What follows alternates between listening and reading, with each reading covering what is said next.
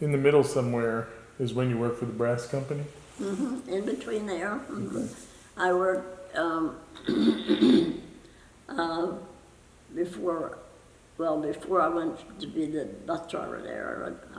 I worked the brass foundry. I worked for People's Supply for a while, and I worked at Winchester Memorial Hospital for a while as a secretary up there. It was just trying to find work that would satisfy, would be with family. What was your favorite job? My favorite job, oh my, how can I ever say? Jeepers. I don't know what to say about that. I liked the Board of Education, and I liked it when I drove a school bus for the handicapped in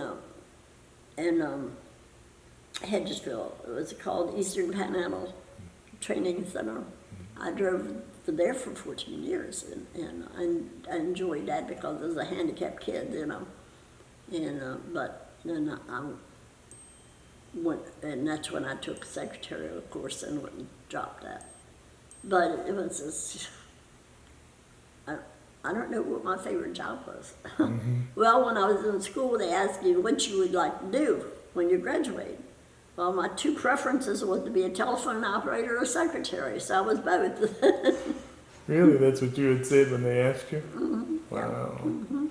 Yep. Not a country western singer?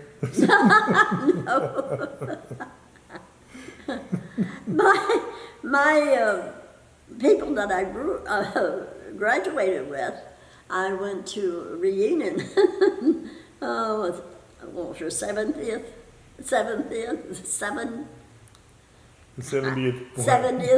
reunion. And one of the women said, well, I was quiet, I was bashful back then, of course not anymore. But anyway, they said, we always thought that you was, you were quiet and everything. We always thought you were so smart because you had all your grades were so good. I said, well, I worked when I was in the 12th grade. I had good grades, but I had time to work at the switchboard at night. I could do my homework and everything, And I said, I worked hard for those grades. No, I wasn't smart. I was dumb. And how many children do you have? Just two. Just two. Jocelyn, she's a school teacher. She taught for 46 years in Jefferson County. And then the son worked construction most of his life. And and he had one that loved school and the other one hated school. Did you raise them the way your parents raised you? Oh, yes. Yes. They worked in the garden and they worked, on the farm and everything. And yes. They got thrashed when they needed to be thrashed. But not hard. But it was, it's just, the world is so different. It just, it makes me sad that, that everything has gone the opposite. It seems like it's not getting any better. It seems like it's getting worse. So were you happier living by the river in that kind of lifestyle than later? Well, it's, we lived along the river and the mountain a lot, but when, like I said, before I was 6, we moved to this side of the river because I never went to the schools over there. I went to this side of the schools, and it was, I don't know how to say it. It was just different. When we, I had to tell you that, when we moved over where our house washed away, my dad made what, I don't know what people would call it, we called it a fish box. He took a 2x2 and made a frame and put chicken wire over it and had a lid on it that you opened it up, and then you put it in the water and hooked it to a tree stump or something along that so it couldn't wash away or whatever. So us kids would go fishing and we'd catch fish. And of course we ate them. And if we got to the point where we had too many fish, we put them in a fish box. And we fed them dough balls, corn, whatever, down in there. And of course the water flowed through the chicken wire and all, and they would eat whatever come in. And one night my dad went. My dad would go down to Styles' store. They had a big old wooden burning stove there, and the guys would all go down there on nights and tell stories and all. And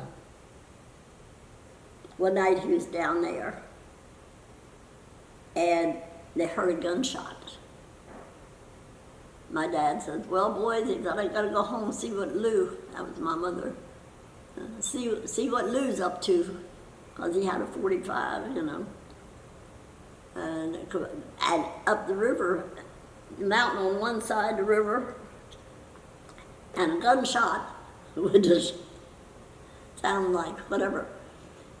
And he went home and he said, "We'll find out what's going on." She said, "Jimmy, you better go check the fish box. Somebody was in the fish box. Somebody was stealing fish out of the fish box." And she would not shoot. She would probably not shoot at anybody, but she shot in the air because the fish box was up on the bank. And whenever she shot, they left. She was a strong woman. She was a strong woman. Were there any fish left in the fish box? Or I'm not took it? sure whether, I don't remember that, but I know he had to put it back in the water and everything, but I think she left a message. I bet she did. So that store was sort of their gathering place, I guess. Yes, Where sort they of got their the gathering news and places, huh? Yeah. Yeah. I don't think that building's gone, right? Where the store is, that's not there anymore, right? I don't think so. They turned it into a children's haven or something at one time, didn't it? Mm-hmm. Yeah. Yeah. And so, but my mom used to tell me that she would take the horse from the mountain and go across the river on the ice. She could cross the river on the ice to get to Fagan's mill at Myerstown. And she would pole a boat in the summertime from across the river to Fagan's mill in Myerstown to get corn, cornmeal, flour, whatever else. Yep. But she said, you know, you could ride a horse across that river. It would be that thick with ice. It's not like driving down to the grocery store, is it? Oh, well, to get to the grocery store, you'd have to come up to Route 9 and come across and all over. Mm-hmm. So where was the grocery store then?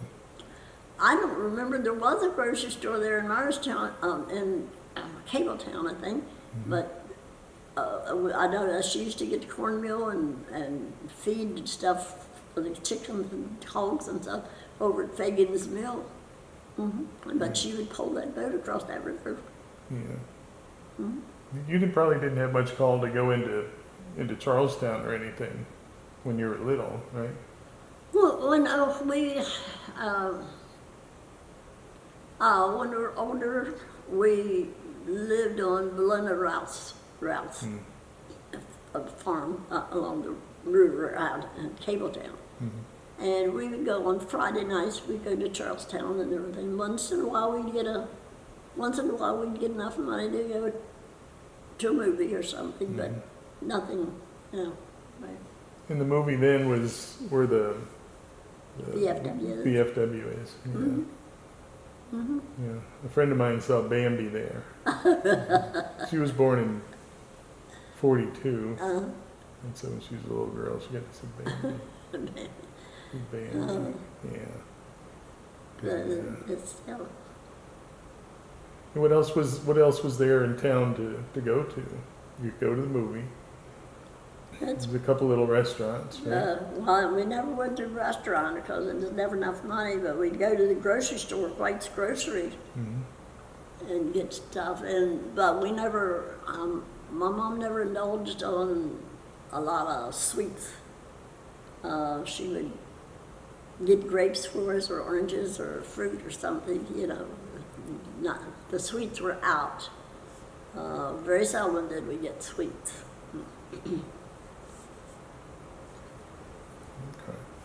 So, we'll talk to Jocelyn, maybe see if we can get some photographs that we can copy. We'll give them all back to you. Right. We just want to take pictures of that.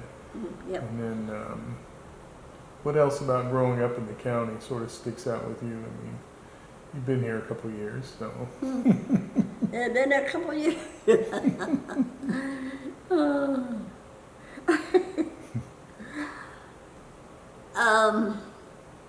When we lived across the river at Shenandoah, well, Shenandoah Springs now, there used to be a hotel up there. And some of my brother's friends at that time were living there.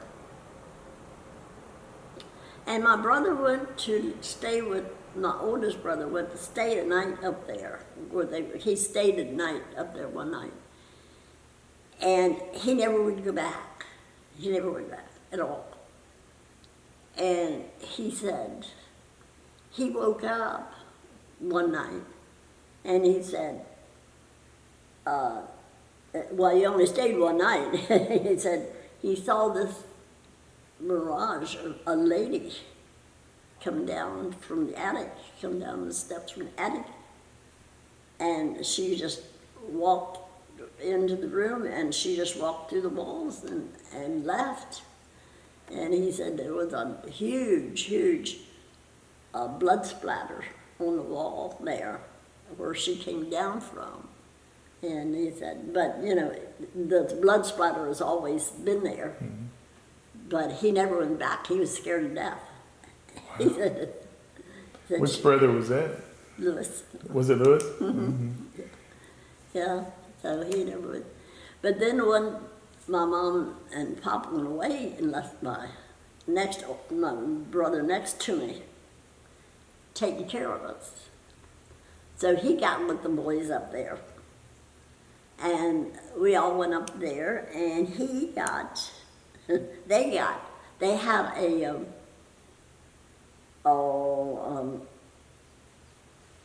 thing you pull, horse pulls, A little cart or something? no,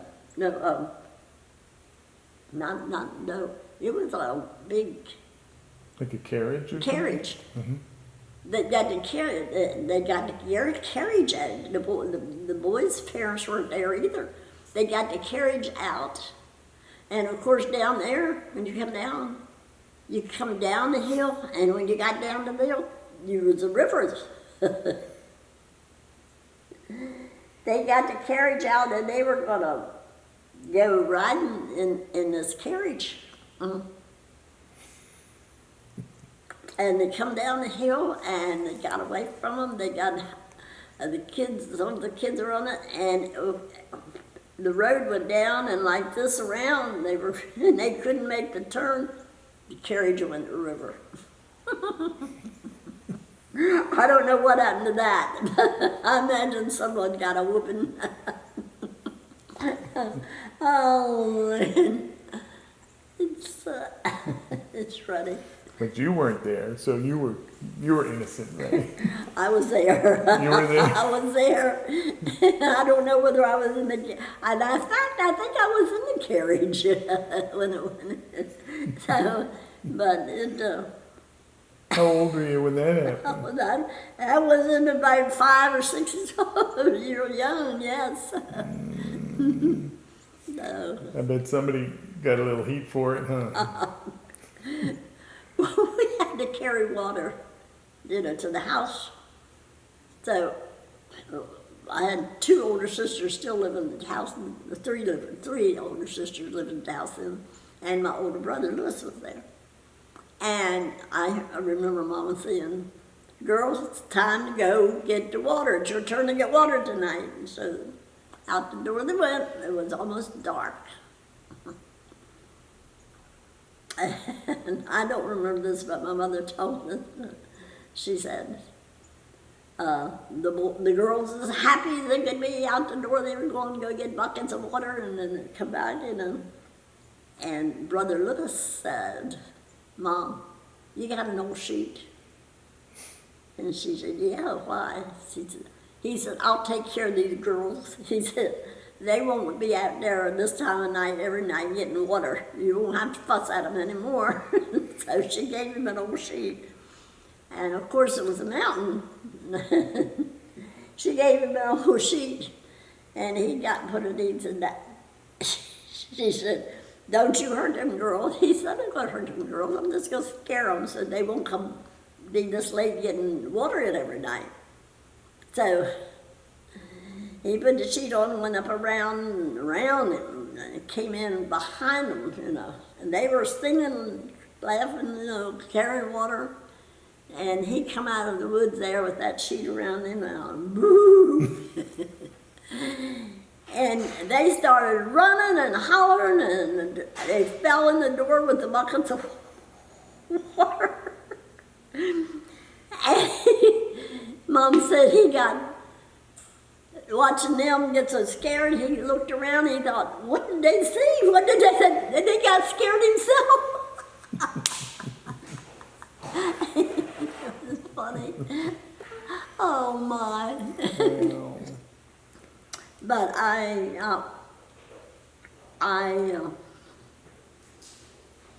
so glad I grew up like that. It makes you strong. And you make you appreciate things. Mm-hmm. A lot of things that kids have today, they don't appreciate. Mm-hmm. I appreciate you sitting with me. I hope I didn't bore you to death. Absolutely not. I'm going to be watching out for ghosts in the woods at home.